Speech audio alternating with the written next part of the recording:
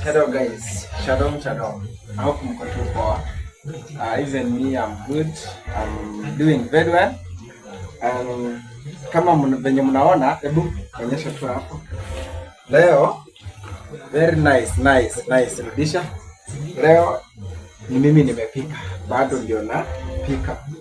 Kitu nataka kuambia wanaume wengine ama wenzangu, si kila siku ati wa wife ndio akwa anapika from Monday to Sunday, from January to December, from that first hadi to that first, sorry guys. Saa zingine surprise your wife, msaidie kupika, unaona, pakua chakula, msaidie.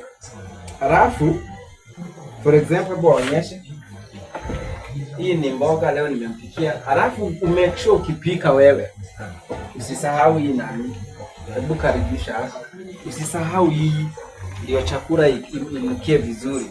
Alafu kama venye mnaona hii ni mboga, kuna vitu mingi hapa, hata sijui kwa Kiswahili zinaitwanga aje, lakini hii ni nani, hii ni Mungu inaipanga nini, ni njugu, ni unga ya njugu yenye imesiagwa. Naona naweka yote,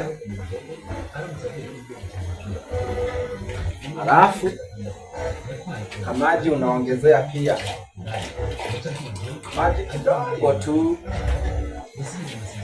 kamaji kidogo tu.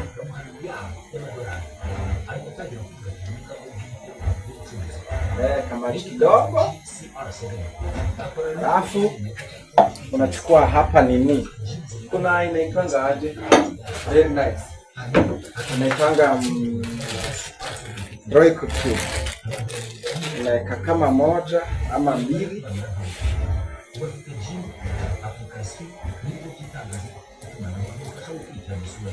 hivyo